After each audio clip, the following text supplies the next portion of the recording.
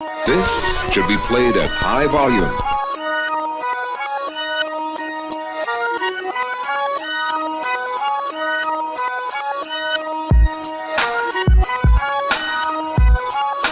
Welcome to Outta Pocket. Here's your host, Michael Davis.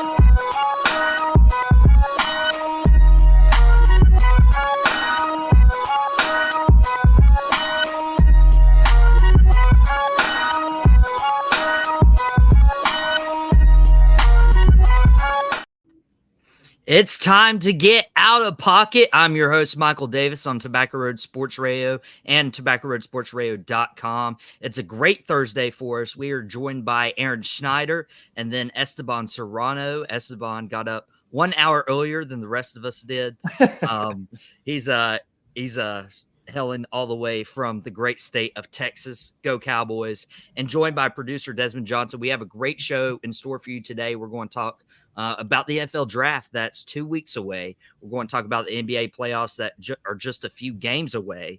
But there was some breaking news this morning that former NFL running back O.J. Simpson passed away after his fight with cancer.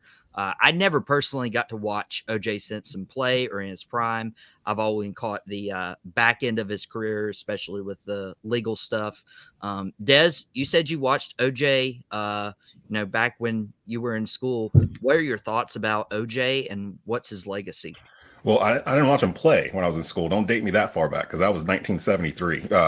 I watched the trial while I was in high school. Like, I know I'm the oldest person on the panel, but I'm not in my 70s. I wasn't old enough to see OJ play football, but I knew of him. He was the first running back to run for over 2,000 yards in a season, a 14-game season at that, and he still holds the record in the NFL for most yards per game average in a season with 141 per game. But of course, he's going to be more well known for what happened after his playing career was over. I will say there's a couple of things that might happen in your life that you remember specifically where you were when it happened, like 9/11. For me, the Challenger explosion, the spaceship exploded in the early 80s. I'll watch that on TV. The O.J. Simpson verdict was one of those moments. I was actually in high school when it happened. And it's weird. I was actually in my journalism class. We were watching it in my journalism class. The verdict was coming in. And I still remember to this day the gasp that when the verdict came in, the audible gasp from the crowd. And people kind of forget how divided the country was because of this trial. Like, it was literally split down black and white lines, where it was this weird dynamic where there were people basically trying to see if OJ could beat the system. Like, it didn't really matter to them if he did it or not. They just wanted to see him beat the system. And that kind of is what it turned into. Of course, he ended up going to jail after the fact anyway for 9 years for armed robbery and some other stuff. But just a sad case of somebody that just made bad decisions in his life after the fact and never really had ramifications for him. But hopefully the people that were involved in all this stuff, including his kids, can find some sort of peace now going forward. And maybe so. Hopefully the family has a easy time, because the family, no matter what, the family didn't do anything. So right. Please, when you're on social media, please be respectful of the family, because you never want to lose a loved one. Oh, it's too late for that. Have you been to Twitter this morning? I know. He blamed on Twitter. Like, it's just wild. Like, I had to get off. I was like, oh my gosh, this is crazy. So, people are ruthless. People can be ruthless, especially Twitter. X, that's like the one spot. So yeah, it really stinks, because like that's how we promote all our stuff. We post it on Facebook, Twitter, Instagram. So we can't really get rid of it, because that's how people are going to find Out of Pocket, going to find Drop the Mic, going to find all the stuff we're doing on Tobacco Road. I believe we're doing a live video later this evening with franchise players. Myself is going to be on Dez's show along with the guys from ECB. That's going to be a fun episode, live at 7:30, I believe. So you guys stay tuned in for that. But NFL draft, I was telling my dad this. It feels like every year there's a new player who just makes a dumb mistake. And there's been a couple dumb mistakes so far. But the biggest mistake is if you mess up the number one overall pick. So the Chicago Bears have the pick. They've traded away Justin Fields, showing that they are taking who they hope to be their franchise quarterback. So I wanted to pose this, guys. Everybody thinks it's Caleb Williams. In my opinion, it should be Caleb Williams. But Aaron, you were very vocal last year about liking CJ Stroud more than Bryce Young. Would it be a mistake for the Bears to take Caleb Williams? If so, why? And do you think Caleb is the ultimate pick here? I absolutely don't think it would be a mistake. I feel like he is firmly QB1 to me. I think a lot of the issues that people are having is it's been all Caleb Williams for this specific draft for so long. And I feel like prospect fatigue can be a very real thing for some people. And that's what we're seeing with a lot of they should take Drake May. I've even seen some people saying they should take Jaden Daniels at 1. Not a lot, but enough to where it's worth mentioning, I feel like. But yeah, it's clear and obvious to me now. It doesn't feel like a debate in any way. Yeah, and Esteban, we're 2 weeks away from the draft, so I'm sure the Bears have solidified in their mind who they're taking. Where are your thoughts in terms of the Bears taking Caleb Williams? I mean, I don't think there's a debate. I agree with Aaron. You look at his numbers, 3,600 yards, 30 touchdowns, only 5 interceptions, and his QB rating was over 82%. I mean, those are good numbers for a quarterback. Now, I read an article this morning. I think NBC had posted it about something in the title headline being he responds to people saying he has not faced adversity. Right. I guess it's because he's in the Pac-12 conference. He was playing in the Pac-12 conference at USC. I don't know what the deal is. Right. But, and the other side of this, too, is Chicago kind of needs a quarterback if they're rebuilding in that stage. So, I mean, they're going to win either way. Right. This number 1 pick, he's going to go number 1 for a reason. I don't think it's going to be, if we're talking about being a bust, I don't think he's going to be a bust. I think he's a solid quarterback. Yeah. Des, what are you thinking about this? Because some people are concerned more about how Caleb's attitude was towards going to Chicago in the first place. We don't want to see another Eli Manning situation pop up in Chicago. I wasn't completely sold on Caleb Williams throughout the year. I've been kind of in the Drake May camp. I think he's more of a pro style quarterback ready to go right now. And I've watched more tape of Drake, of course, and being the Carolina quarterback for the past couple of years, but he's your traditional drop back pocket style quarterback. With Caleb, there's been little red flags here and there. But the question is, should the Bears think twice about drafting him? It's not a matter of should Caleb Williams care about going to Chicago. They don't really have a choice because they traded off Justin Fields. Like if they had kept him as insurance, then maybe they could. I saw that the Commanders were offering their pick this year and like 2 other firsts, I think, to move up to number 1, and the Bears turned it down. So either the Bears are completely convicted in drafting Caleb Williams, or they have some sort of plan. But if you don't want Caleb Williams, I would definitely trade down to like number 3 or something, so you can still get either Daniels or May, who I think would be just as good as Caleb Williams. I don't think Caleb Williams is that much far ahead of Daniels or May, to be honest. So I would do due diligence, but is he like the clear-cut guy? Like at this point last year, I think while there were CJ Stroud people, I think most people had gravitated to Bryce Young being the de facto number 1 pick at this point. I even asked Houston. Houston wanted him. They tried to trade up to number 1 to get him. So, I mean, I don't catch that vibe with Caleb Williams yet. I think people are trying to get to number 1 so they can get their guy. But should the Bears think twice? I don't think they have a choice now. They already traded away the guy they drafted high 2 years ago. So there's really nobody there. They've got to get a quarterback in this draft in the first round to rebuild everything. And it's interesting you mentioned the Bears trading away Justin Fields. The Atlanta Falcons traded away Desmond Ridder, who they drafted 2 years ago. So the top 2 quarterbacks in the 2022 NFL draft are traded away. They're on new teams now. Well, the main difference, though, is that one guy was drafted in the 3rd round or whatever, and Justin Fields was like the 13th overall pick, I think, in that draft. So a little bit of difference in expectation. I don't expect a guy drafted in the 3rd to be the franchise quarterback. I do expect a guy drafted in the first third of the first round to be potentially your franchise quarterback. He should be. Oh, and then Kenny Pickett trade to the Eagles. That was the other draft. Yeah, that was the same draft. So was Pickett the only one? No, wait. I thought Fields went the year before. I thought Fields went the same year Lawrence went out, like 21.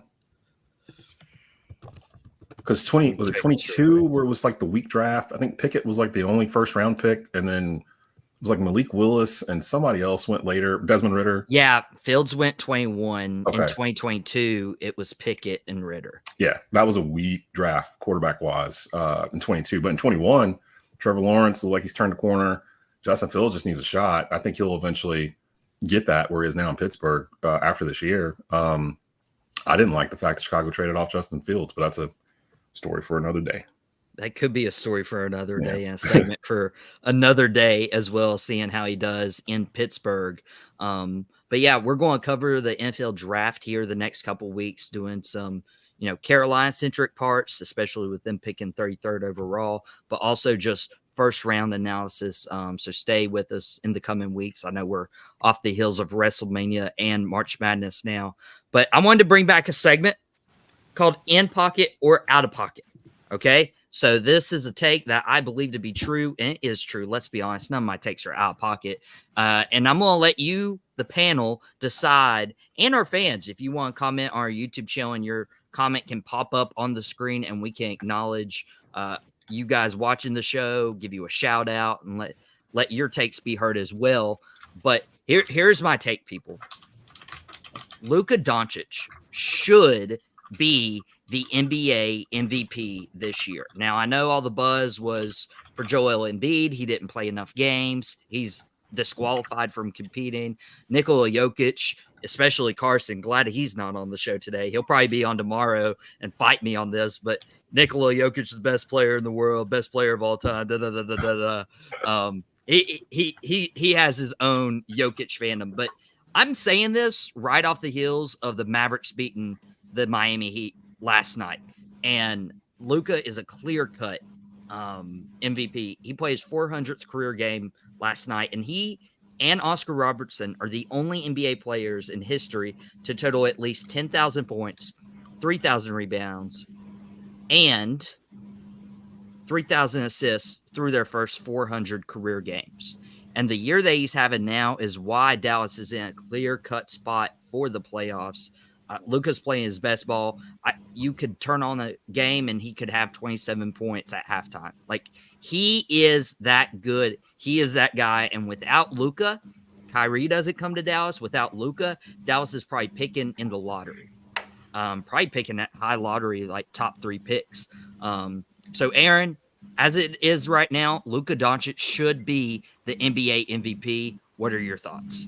I got to say that's in pocket. I actually find myself agreeing with you for one of the few times that it's ever happened, I think, since I've been coming on. To kind of defend Carson's take a little bit, because I saw your interaction on X with him the other night. Jokic is an incredibly unique player and brings a really valuable skill set to that Nuggets team that is hard to replace, but I feel like they have a little more depth and more options than the Mavericks do. So you take Luka away, they have a great defense. They're like number 1 in the last 18 games or something crazy like that. Then all you have is Kyrie. Kyrie's still great. I don't think that he's going to be able to will a team through the playoffs at this stage in his career. And one stat I found that I thought was pretty interesting, the Mavs net rating with Luka on the court is 4.3, and without him it is negative 5.3. Massive swing. And then the Nuggets with Jokic, 5.5. Without Jokic, it's 2.5. So solid decrease, but still positive. Yeah. So Carson, sorry for our little Twitter exchange the other day. Still love you. You're welcome on the show tomorrow if you'd like. Esteban, you're a Spurs guy, but you're right down the road from Luka Doncic, who should be the MVP this year. What are your thoughts? I agree with you. I think you're definitely in pocket on this one, Mike. And I'm not going to say I completely agree, because I do think Jokic is up there, right? Here's they're fighting neck and neck for it right now, right? These are 2 teams, the Nuggets and the Mavericks, that I feel like without these respective players, there is no team, right? Like, we're seeing Jokic put up a ton of numbers. He was champion a few years ago. I think he's underappreciated because of the fact that he's a traditional big man, and he's not really that kind of big man that we expect now in the NBA. Luka, on the other hand, his offense is incredible. And he's first in points in the league, 33.9. He's averaging 33.9 points, 9.2 rebounds. He's 16th.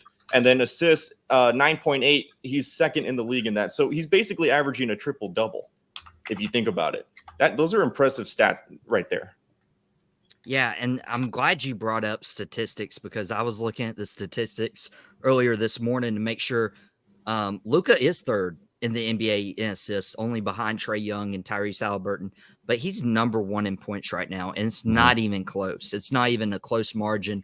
Luka Doncic nearly has 34 points per game, and Giannis and SGA are hovering around 30.4. So it's absolutely incredible. Luka Doncic also making a lot of threes. He's only behind Steph Curry in that statistic as well.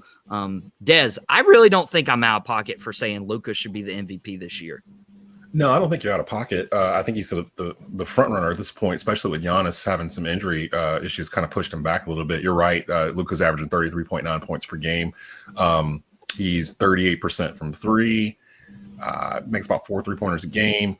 The only thing I would say, and I would give light to Giannis and SGA, Shai Gilgeous-Alexander, who the Charlotte Hornets drafted and then traded off to Oklahoma City on draft night. Especially Shai, he's averaging 30 points per game for an Oklahoma City team whose average age of their starting lineup is the same age as North Carolina's lineup that they just trotted out all season long in college basketball. It's like 25 or something like that. So no one expected OKC to be here. And if it wasn't for Gilgeous-Alexander, they wouldn't be. He's shooting 53.9% from the floor as a guard. Like, that's pretty good. 87% from the free throw line. Similar numbers at the three-point line as Luka. I could see them going back and forth neck and neck for this. And it might take like a big game from one of them here in the last week or so of the season. I think there's only like 3 games left anyway to push ahead. But I think you're right. Luka's probably in the front. I would not be surprised if they give it to Shai or Giannis for that matter. I don't think Jokic is going to be in the running for it this year because I think that would upset the universe. He'd be like a 3-time back-to-back MVP winner or something like that. Like, then you're really starting to talk about Shaq, Wilt, like Jokic. Like, you're putting them up in this area that I know that Carson already had him in, but I don't think he'll get one this year. It looks like it might be Lucas to win. My only thing, the Mavs are what, like the 4th seed, something like that in the West? 5th seed. I would think that maybe that leans it more towards Shai and OKC because they're battling for the 1 seed, and usually the MVP is coming off of the top seed in the West or the East, so not the 5th seed or the 6th seed. So that might be the only thing that holds Luka back. And to be fair, like Luka or Nikola Jokic won back-to-back MVPs. Last year, voters got voter fatigue and put it to Joel Embiid. And I honestly thought that Jokic deserved the MVP over Embiid last year. But looking back at last year's voting, Luka was 8th. You cannot tell me. You can make a case for Embiid. You can make a case for Jokic last season. You can't make a case for Giannis and Tatum and SGA and Donovan Mitchell and Sabonis over Luka Doncic. Like, Luka has been the most consistent player.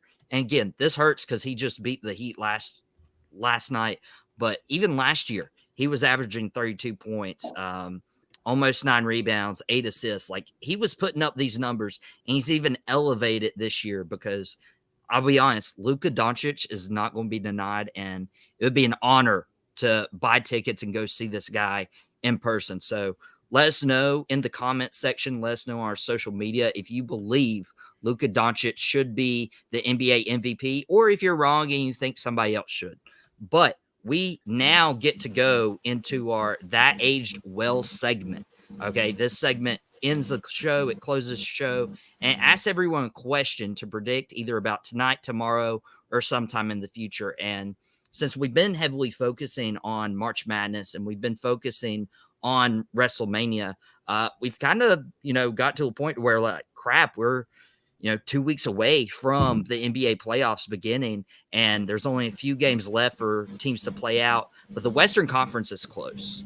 It is a close race right now in the Western Conference. And so it's between the Denver Nuggets, it's between the Oklahoma City Thunder and the Minnesota Timberwolves. One game separates these guys. Currently, Denver, Minnesota, and OKC is how it'd be if the season ended today. So I wanted to post to you guys your prediction. Who is going to get this 1 seed? And I'll even add a caveat in there. Who do you think needs this 1 seed more with home court advantage through the Western Conference? Aaron?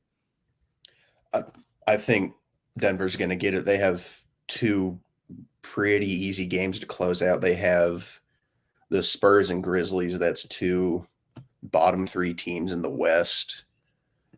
Minnesota has the Suns and what should be an easy game against the Hawks. I think that's going to be tricky. They need Denver to lose out. I don't know what the tiebreakers are in that situation, but realistically, OKC or Minnesota needs Denver to lose out, and that's just not going to happen with how easy a rest of season Denver has. Wow. And Matt commenting Luka for MVP. I think, by the way, that's the first time we've done that segment and people have agreed. So I feel pretty good about myself. Des, what? Des, when you see, that's not my voice saying what, is it? No, that would be the smooth tones of Lil Jon giving you the what there. So I'm looking at it. I think the Nuggets are probably going to go into it as the 1 seed. They're the defending NBA champions. They're healthy. People still haven't figured out how to stop Jokic and Jamal Murray when they're both out there. The makeup of their team, they're built to go to run through the West. I'm looking through the West, and if you look at the top 5 seeds, Nuggets, Timberwolves, Thunder, Mavericks, Clipper, and the Pelicans, the top 6, 4 of those 6, really 5 of those 6 are, 4 of those 6 are relatively young teams. The Nuggets, the Timberwolves, the Thunder, the Pelicans, the Clippers, of course, with Paul George and Kawhi. We'll see. It's still the Clippers, but it's hard to bet against Kawhi in postseason when he's healthy. And then you got the Mavs. So again, like I said, I think the Mavs being in 5th and they're kind of locked in, that might prevent Luka from winning MVP. And it might actually help whoever comes in first in the top here, because Shai was in there and so was Jokic. So I'm going to go with the Nuggets to finish this out on a 3-game win streak so far. Yeah, Dez's pick is the Nuggets get the 1 seed. Esteban, who do you got? What the hell? Let's make it 3 for 3. I'm going with the Nuggets too. Right now, I like Aaron was saying, they have a cakewalk of a schedule. I mean, they play San Antonio, that's tomorrow night, so Friday, and then they play the Grizzlies on Sunday. They play them on Sunday. I mean, those should be 2 easy wins right there. And if you're worried about locking down the number 1 seed, I mean, you got to win those games, right? To your caveat question, in terms of who probably needs the number 1 seed to have the home court advantage, I would say the Thunder, just because they're the youngest team of the top 3 that are fighting for that number 1 position. Chet Holmgren, great player, everything, right? Shea Alexander, everybody. It's just kind of hard with, them transitioning back from their it's like their first season being, relevant again. And, they're kind of finding their way through. And I think that they're the ones that need that number 1 seed if they really want to advance really far in the playoffs. We'll see, though. I don't know. They could prove me wrong, but I think the Nuggets got it right now, Mike. Well, and you bring up the remaining schedules. So the Thunder probably have the hardest schedule. They have the Milwaukee Bucks and they have the Dallas Mavericks. Unless those 2 teams rest players, those are 2 really tough matchups. Minnesota's remain matchups are the Atlanta Hawks, which, let's be honest, is a cakewalk, and then the Phoenix Suns, who have struggled. A couple nights ago, they were it was 31-4 when they were playing the Clippers. It was much closer last night, but good grief. I think if the Suns don't make it to the Western Conference Finals, I think you're going to see an end of big threes, and we kind of starting to see that already. But it just doesn't work. It just doesn't work. It feels like anymore, especially when it's the same 8 guys that are kind of grouping together in spots. There's something about the Suns. They feel old to me for some reason. If they did this 8 years ago, then yeah, they'd be at the top of the Western Conference standings. But Kevin Durant's how old is Kevin Durant, Esteban? 35? He's got to be in his late 30s, or I'm going to say like 36, 37. He's Bradley, getting there. Yeah, He's getting Bradley there. Beal's always hurt, and then Devin Booker's the younger guy out of the three. But yeah, the Suns are weird. And then look at the bottom of the West. Like you've got the Lakers and the Warriors, the Suns and the Kings. Like the Kings are the young group out of there, but the Suns, the Lakers, and the Warriors in the play-in. You're gonna have Kevin Durant, Steph Curry, and LeBron James and AD in the play-in tournament. Like, hey, sign of the times right there. Yeah, I mean, yeah, your really wheels is. are starting to fall off on a lot of these players and teams. Yep. And it'll be interesting because we're going to cover the play-in teams as well, because it is stacked when you looked at the potential of having the Suns and the Kings, who had a really decent year last year. You have LeBron, AD, you have Steph Curry, and then the East you have potentially the 76ers getting Joel Embiid healthy, the Miami Heat, who made their NBA Finals run through the play-in games. But I would love to see Minnesota get that 1 seed. I think there is a chance. I also think there's a chance that the Spurs knock off the Nuggets. We'll see that. It could be Victor Wembanyama's big game of the career and a statement in his rookie season. I know Esteban would enjoy that. But yeah, especially after Denver beat Minnesota last night, I don't see Denver letting go of that 1 seed. So give me Denver as well, be in the 1 seed, and who knows? Everybody comes at us and says that we were wrong as an entire panel on Outta Pocket. Doesn't happen many times, but we do agree. Reminder, we will be back for Outta Pocket tomorrow, 12:30 p.m. Eastern time through 1 o'clock as a 30-minute stop for your lunch break. I'm Michael Davis, joined by Aaron Schneider, Esteban Serrano, producer Desmond Johnson. I will be back on Tobacco Road Sports Radio later tonight at 7:30 live with Desmond Johnson. The guys from Everything College Basketball, Josh and Peyton Burton, will be joining us as well, going through college basketball, talking about the top teams. Yeah, it's going to be a huge show, and it'll be live too. Normally, Franchise Players is pre-taped, but we're doing it live. We're doing it live tonight, 7:30 on Tobacco Road Sports Radio's YouTube channel and TobaccoRoadSportsRadio.com. Like you said, the Burton boys will be here. We're going to do top 5 college basketball head coaching positions in America, the best college basketball team in the past 50 years, and what's the last thing we were going to do?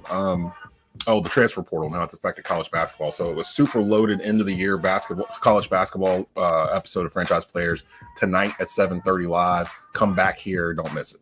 Yeah, and for all my wrestling fans, the Drop the Mic Wrestling Podcast is now available on demand through the Tobacco Road Sports Radio YouTube channel. Had some YouTube technical difficulties yesterday, but we got that uploaded. The Cat Cave uploaded yesterday as well, which was our 1-year anniversary. Myself and Ryan doing the show, Shannon coming on in the fall. So be sure to check all of that out, and we will see you guys tomorrow, 12:30 p.m. Eastern Time, for the next Outta Pocket.